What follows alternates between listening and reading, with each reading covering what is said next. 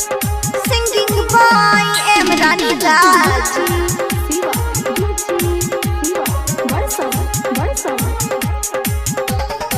आंगन पूरी पिरकिया पात लगल छै मोरल मिथिला के तर घर आंगन परब छियै चौरचन भौजिया का सन रहल छै काकी पूरी बेले माय बैठल छै ओसरा पर मैदा आटा झोल सुहावन लाग रहल छै गमा गम गमक रहल छै सुहावन लाग रहल छै गमा गम गमक रहल छै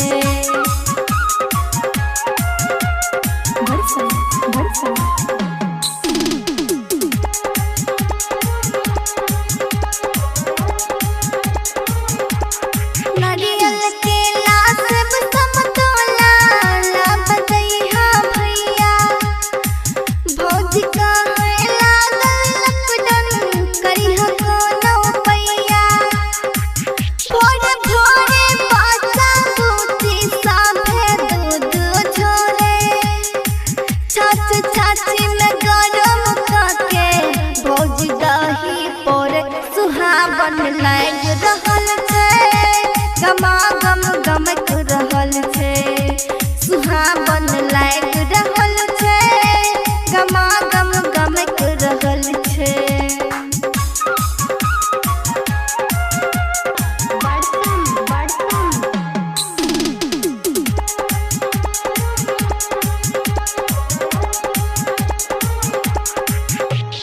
चौथी चंदा पतरा लेके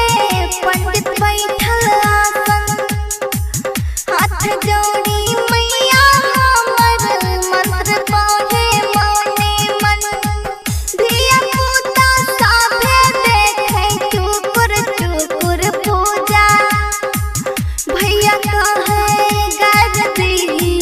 सबसे पहले धूजा सुहावन लाग रहल छै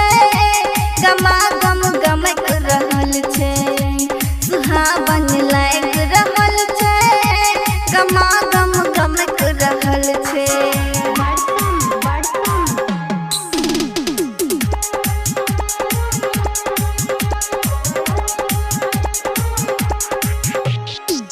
भैया भौजी काका काकी कोशिश सब झूमे